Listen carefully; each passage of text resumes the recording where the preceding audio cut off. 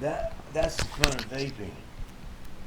Plus, it's vaporized water primarily with some oils in it. It's soothing my throat.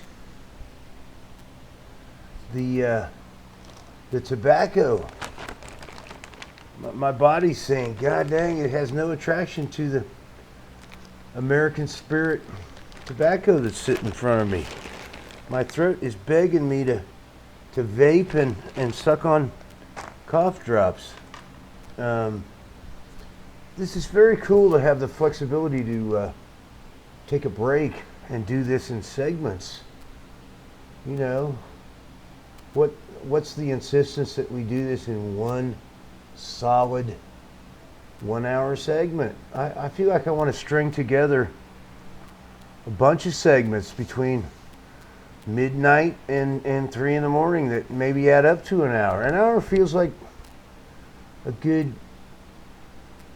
target to keep myself to, because I'm realizing I have so much to say and so much to transmit, and having some kind of limitation like an hour to get it all in there, it disciplines me to tighten things up and not just to wander and be completely loose.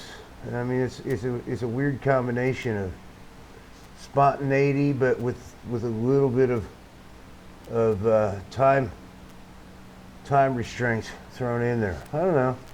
We'll see. That last segment was only like 4 minutes. I'm doing these on the webcam, and they're recording at this incredibly high frame rate. I mean, good God, the file sizes on my computer are massive.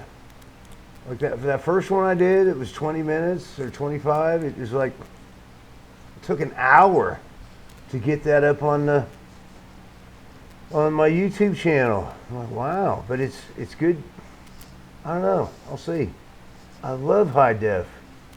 I love the intimacy of high quality video. My camera's able to do it. My hard drive is capable of storing it all. It takes forever to load it up to my channel. Who cares? Maybe I do need Google Fiber to get it up there faster. I don't know. It's not like I'll be uploading hours and hours of this kind of content, but that first 25 minutes, it took like an hour to get fully uploaded to my Hoff crazy YouTube channel. I don't know. We'll see. The big thing,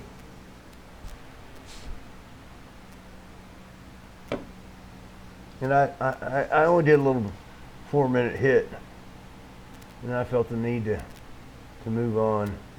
Dr. James Young. I don't know how my mom got hooked up with him. I think he had a huge history in Kansas City as one of the best in the business for people with emotional health problems, and I prefer that phrase. I don't like the mental health.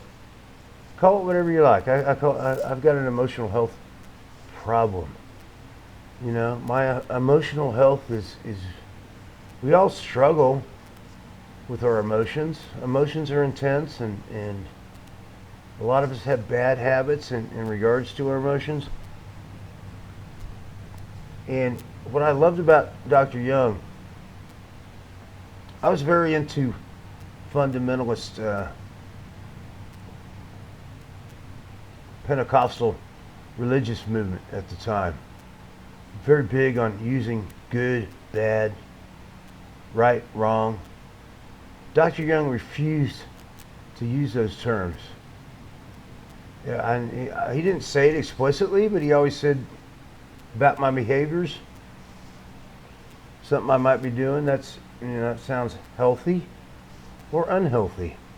And in regards to my brothers, I don't think I ever got to this final culmination about his comments on what I felt about our family culture, where you had to put on a happy face and pretend like everything's okay. He asked me to describe what was your family like. He asked big, broad questions like that. And he had this beautiful technique. I use it to this day. He said, he'd listened very intensely and said, he'd paraphrase what you just said. And he was a professional listener. You felt so seen and visible in his presence, and he cared about you. You could tell he cared about you. He didn't care about the money. God, he didn't care about the money. He cared about passing on what he felt he knew about human flourishing. He knew a lot about human flourishing, and he passed a lot of it on to me. And thank you, Dr. Young. I'm passing it on to my people. What I feel you taught me. All right, thank you, Dr. Young. Bless you. My mother adored him. She did a bunch of therapy with Dr. Young. My mother was in bad shape. Good God, can you imagine a loving mother losing her two oldest boys? My mother was just, God. My mother didn't know what to do. She didn't want to be on this planet anymore. She didn't want to wake up in the morning. Of course she didn't. How would a mother feel? I'll bet you, you give me a bunch of other mothers in that situation. Your 17-year-old and your 24-year-old take their lives. How are you going to feel about your mother? And, oh, God, I must have sucked pretty bad. No, my mother didn't suck. My mother was a good mother. She refused to work when we were little. My dad worked. My dad brought home the bacon, and she stayed with us and nurtured us. And then when we got to school, when we got to 8 o'clock to 3 o'clock, then she took some part-time jobs because she needed stimulation. She's a very smart woman. She needed work. She needed friends. She needed, it can be very stifling being a housewife and a mother, but it's very rewarding also. She was masterful at combining the very fulfilling thing of raising her boys and also being out in the world a little bit. My mother, she was an only child. I reflect on this. My mother was an only child. Howard and Edna. We called her Nell. She was Edna Nell, and he was Howard Payne, Henry County farm boy. I don't know how they met. God, don't we want to tell our legacy people about how we met and how we fell in love? I mean, nobody knows. Let's write it down. People used to write this stuff down. Nell, Edna, I helped take care of her at the end of her life. And she and Howard bought that house. It's down in a very prosperous, significant part of Kansas City. It's called Brookside. I had no idea how expensive the housing was down there, but Howard, it's right next to back in 1944, he bought that house, 6430 Jefferson. God, I know that address. Back in the day, he was a banker. He took money very seriously, and he worked his butt off to accumulate money, and he rented. He rented. He and Nell rented up until he was 4 years old, because back in the day, they didn't take buying a house casually. You had to be very serious about buying a house. You had to have a house was selling for probably $9,000, the equivalent of, $250 nowadays. So let's say $9,000. Howard, in order to buy that house, he had to have $3,000 ready on his holster to fire away and get 2/3 of it in a loan.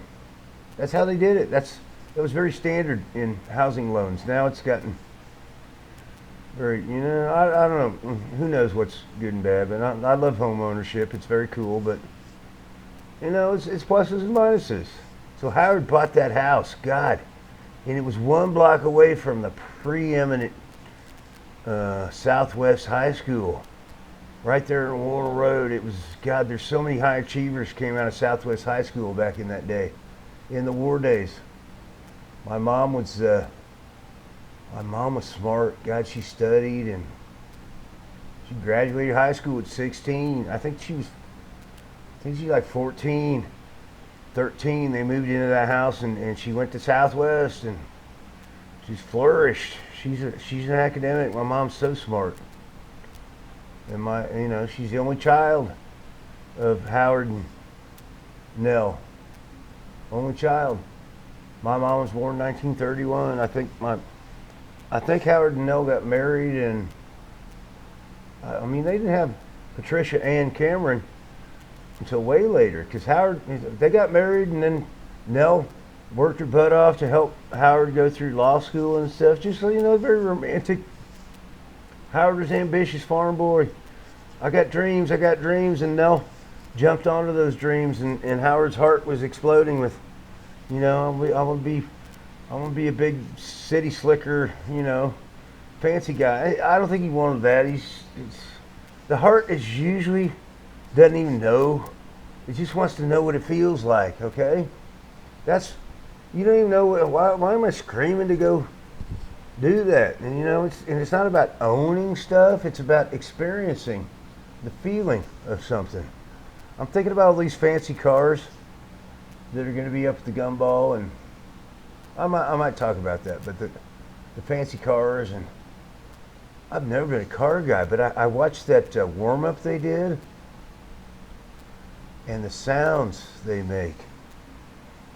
It's very appealing, and we have a NASCAR track here in Kansas City, Kansas. They built a while back, and it was a big deal. It's a big old huge thing. I've never actually been inside it, but the interstate runs by it, and during some of their events, I've driven by and rolled my windows down, and the freeway is like probably at least a mile away. I can, in the distance, I can hear these screaming exotic cars, Formula One racers or whatever, doing 200 miles an hour on the NASCAR track. The sound is astounding.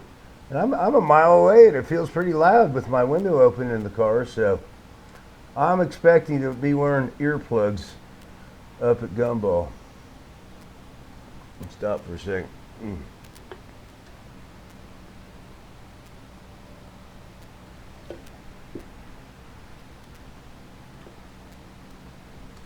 Dr. James Young.